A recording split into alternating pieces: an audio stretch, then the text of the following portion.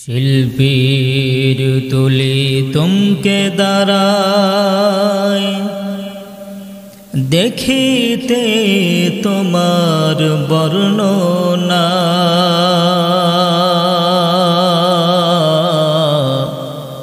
তুমি যে মোদের প্রিয় নবী গো, তুমি তো মোদের মৌলানা বালাগাল উলাবি।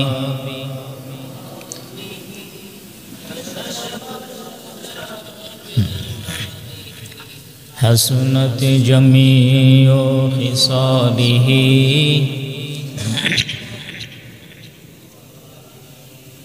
لا إله إلا الله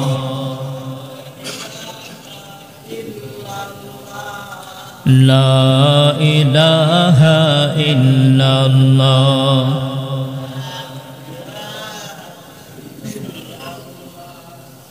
لا إله إلا الله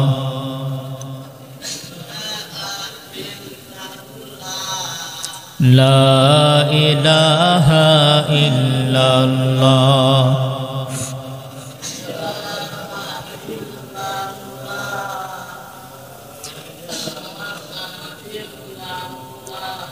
ভাইজান বহু দূরে মদিনা, আমরা কেমনে যাব জানি না।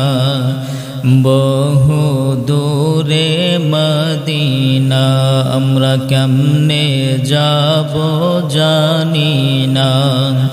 দয়ার আল্লাহ দয়া করে ফুরাও মনের বাসনা, লা ইলাহা ইল্লাল্লাহ লা ইলাহা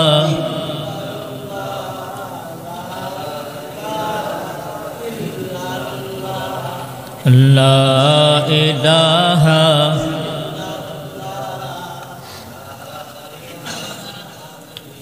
লা ইলাহা ইল্লাল্লাহু মুহাম্মাদুর রাসূলুল্লাহ সাল্লাল্লাহু আলাইহি ওয়াসাল্লাম। আলহামদুলিল্লাহ, মহান রব্বুল আলামিনের দরবারে লাখো কোটি শুকরিয়া, যে মহান রব্বুল আলামিন আমাদেরকে পবিত্র মাস জিলকদ মাসের সর্বপ্রথম জুমাতে জুমার নামাজ আদায় করার জন্য দুনিয়ার সকল কর্মব্যস্ততা থেকে ফারেক করে অত্র এলাকার প্রত্যেকটা মানুষের মধ্য থেকে যাচাই করে বাছাই করে মহাব্বত করে আমাদেরকে জুমার মজলিসে নিয়ে আসছেন। এজন্য দিল খুলে প্রাণ খুলে সেই মালিকের দরবারে আমরা সকলেই শুকর আদায় করি, আমরা সকলেই বলি আলহামদুলিল্লাহ। সাথে সাথে রসুলের শানে দুরুদে সালামের হাদিয়া পৌঁছে দিব, যে রসুল সাল্লাল্লাহু আলাইহি ওয়াসাল্লাম জন্ম থেকে নিয়ে মৃত্যু পর্যন্ত, এমনকি রওজা মোবারকে, এমনকি যে নবী সাল্লাল্লাহু আলাইহি ওয়াসাল্লাম কিয়ামতের মাঠে উম্মতের জন্য কান্না করবে, উম্মতের জন্য সুপারিশ করবেন, সেই নবীর শানে আমরা সকলেই বলি সাল্লাল্লাহু আলাইহি ওয়াসাল্লাম। পবিত্র জুমার দিন অল্প সময় আলোচনা হবে, তবে যতটুক আলোচনা হবে এর থেকে আমরা কিছু শিক্ষা অর্জন করার চেষ্টা করব। আল্লাহ রাব্বুল আলামিন আমাদের সকলকে তৌফিক দান করুক, জোরে বলেন আমিন। আমি যে বিষয়টি আজকে আলোচনা করব, আল্লাহ রাব্বুল আলামিন পবিত্র কোরআনুল কারীমের মধ্যে সেই বিষয়ে বলেছেন, ক্বালা আনা খায়রুম মিনহু খালাকতানি মিন নারি ওয়া খালাকতাহু মিন তিন। গুনাহের মূল কারণ আজকে আমাদের ভিতরে বিনয়, মানবতা, নম্রতা, ভদ্রতা না থাকার কারণে আজকে আমরা অহংকারী ভাব নিয়ে দুনিয়ার জমিনে চলাফেরা করি। বিনয় মানব জীবনে অতীব গুরুত্বপূর্ণ একটি বিষয়। যদি মানুষের ভিতর এই গুণ না থাকে তাহলে সে কালের নমরুদ ফেরাউনের রূপ ধারণ করে। কারণ যদি অন্তরের ভিতরে বিনয় না থাকে তাহলে সেখানে অহংকার সৃষ্টি হয়। আর অহংকার হলো সকল রোগ ব্যাধির উৎস। আমরা লক্ষ্য করলে দেখব সৃষ্টি জগতে সর্বপ্রথম পাপ করেছিল ইবলিস শয়তান। সেই এই পৃথিবীতে সর্বপ্রথম পাপের বীজ রোপণ করেছে। এর পূর্বে পাপের কোনো ধারণা এই পৃথিবীতে ছিল না। আল্লাহ রাব্বুল আলামিন যখন হযরত আদম আলাইহিস সালামকে সৃষ্টি করলেন, আল্লাহ তাআলা সকলকে বলেছিলেন উসজুদু লি আদম, তোমরা আদমকে সেজদা করো। সবাই আল্লাহ তাআলার হুকুম মানলো, সেজদা করলো। ফাসাজাদু ইল্লা ইবলিস, শুধু ইবলিস শয়তান সেজদা করলো না। আল্লাহ রাব্বুল আলামিন জিজ্ঞাসা করল, ইবলিস, আমি আল্লাহ রাব্বুল আলামিন হুকুম করলাম সকলকে, সবাই পালন করলো, তুমি কেন করলা না? কারণ কি? সে তখন যদি আল্লাহ তাআলার কাছে ক্ষমা প্রার্থনা করত তাহলে কিন্তু হয়ে যেত। সে অহংকারী ভাব, তার ভিতরে যে অহংকার ছিল সেটা সে প্রকাশ করলো। আল্লাহকে বললেন, আল্লাহ ক্বালা আনা খায়রুম মিনহু খালাকতানি মিন নারি ওয়া খালাকতাহু মিন তিন। বলতেছেন, আল্লাহ আমাকে আগুন দ্বারা সৃষ্টি করা হয়েছে, আদমকে মাটি দ্বারা সৃষ্টি করা হয়েছে। মাটির তুলনায় আগুন শ্রেষ্ঠ, উত্তম। এজন্য আমি ইবলিস আদমকে সেজদা করি নাই, কেননা আমি তো তার চাইতে শ্রেষ্ঠ, আমি দামি। এই যে একটা অহংকারী ভাব প্রকাশ করলো, এটা আল্লাহ তাআলা পছন্দ করে নাই। তার তো চিন্তা করার দরকার ছিল, আমি ইবলিসকে আল্লাহ তাআলা সৃষ্টি করেছে, আদমকেও আল্লাহ তাআলা সৃষ্টি করেছে, আসমান জমিন ফেরেশতা লৌহ কলম সব তো আল্লাহ সৃষ্টি করেছে। তাহলে আল্লাহর যেহেতু হুকুম ছিল সেজদা করা, সেটা আমি মান্য করলেই হয়ে যেত, কিন্তু সে যুক্তি পেশ করে বিতাড়িত হয়েছে। আল্লাহ রাব্বুল আলামিন বললেন, ক্বালা, আল্লাহ রাব্বুল আলামিন বললেন, ফাখরুজু মিনহা ফাইন্নাকার রাজিম।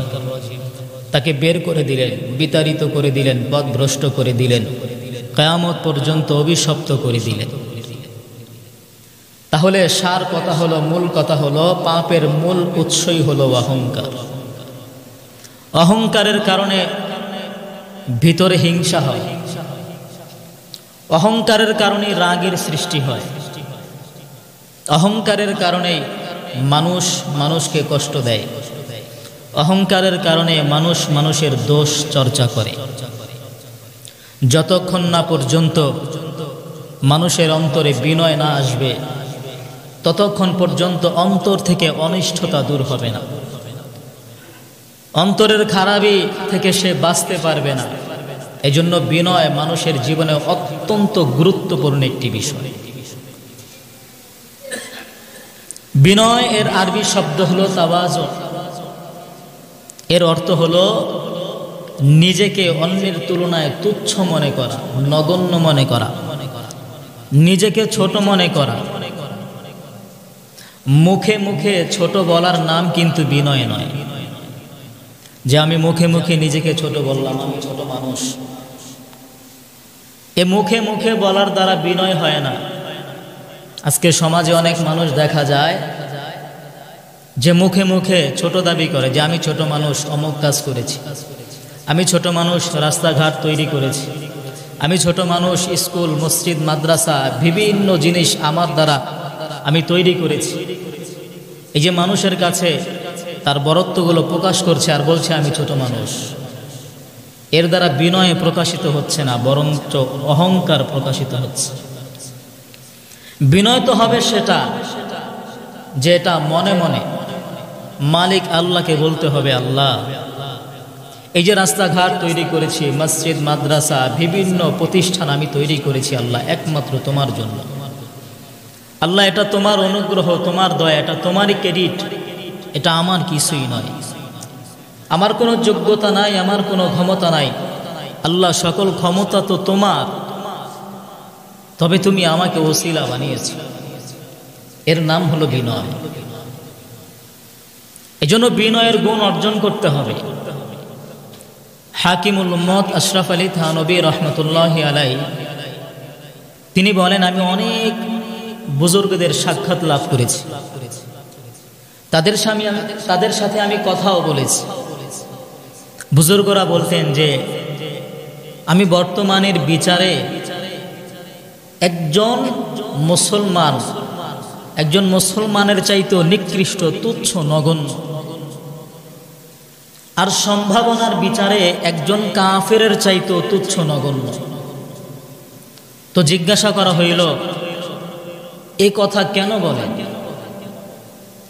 তখন বলে যে আমি নিজেকে একজন মুসলমানের চাইতেও তুচ্ছ, নগণ্য মনে করি, এজন্য সে মুসলমান, তার ভিতরে ঈমান আছে, সে কালিমা পাঠ করেছে, তার কালিমার দাম এত বেশি, তার কালিমার মর্যাদা এত বেশি যে এই কালিমা যদি এক পাল্লায় রাখা হয় আর গোটা সৃষ্টি যদি এক পাল্লায় রাখা হয়, কালিমার ওজনটা বেশি হবে। এজন্য বর্তমানের বিচারে আমি একজন মুসলমানের চাইতেও তুচ্ছ, নগণ্য। তো জিজ্ঞাসা করা হলো, তাহলে কাফেরের চাইতে নিজেকে তুচ্ছ কেন মনে করেন? বলে সম্ভাবনার বিচারে আমি কাফেরের চাইতেও তুচ্ছ। কেন? যদি ওই কাফের কালিমা পড়ে মুসলমান হয়, তাহলে তো সে নিষ্পাপ, মাসুম হয়ে যাবে, তার কোনো গুনাহ থাকবে না। এই ক্ষেত্রেও আমি তার চাইতেও নিকৃষ্ট, তুচ্ছ, নগণ্য। এর নাম হলো বিনয়। হাকিমুল উম্মত আশরাফ আলী থানভী রহমতুল্লাহি আলাইহির অনেক খলিফা ছিলেন। একজন খলিফা মুফতি খায়ের মোহাম্মদ, আরেকজন হলো মাওলানা মুহাম্মদ হাসান। মুফতি খায়ের মোহাম্মদ মাওলানা হাসানকে বলতেছে, মাওলানা হাসান, যখন হাকিমুল উম্মত আশরাফ আলী থানভী রহমতুল্লাহি আলাইহি দ্বীনি আলোচনা করেন, উনি মজলিসের মধ্যে ইসলাহি বয়ান করেন, তখন আমার মনে হয় উপস্থিত মজলিসের মধ্যে যত মানুষ আছে সবার চাইতে আমি নিকৃষ্ট, আমি তুচ্ছ, নগণ্য, সবাই আমার চাইতে শ্রেষ্ঠ, দামি। মাওলানা মুহাম্মদ হাসান বলতেছে, মুফতি আবুল খায়ের, আরে আমারও তো একই অবস্থা, আমারও এমনই মনে হয়। যখন হুজুর বয়ান করে, আলোচনা করে, তখন আমার মনে হয় মজলিসের যত মানুষ আছে সবাই আমার চাইতে দামি, আমি তুচ্ছ, নগণ্য, নিকৃষ্ট। তারা দুইজন চিন্তার মধ্যে পড়ে গেছে, কি করবে? দুইজন চলে গেছেন হাকিমুল উম্মত আশরাফ আলী থানভী রহমতুল্লাহি আলাইহির নিকট। আমার বন্ধু, আমার ভাইরা রে, হাকিমুল উম্মত আশরাফ আলী থানভী রহমতুল্লাহি আলাইহিকে ডাক দিয়া বলতেছেন, হযরত, আপনি যখন আলোচনা করেন, আমরা আপনার আলোচনা শুনি, এমন সময় আমাদের কাছে মনে হয় উপস্থিত মজলিসের মধ্যে যত মানুষ আছে সবাই আমাদের চাইতে দামি, কিন্তু আমরা নিকৃষ্ট, এমনটা মনে হয় কেন? কারণ কি? হাকিমুল উম্মত আশরাফ আলী থানভী রহমতুল্লাহি আলাইহি বলেন,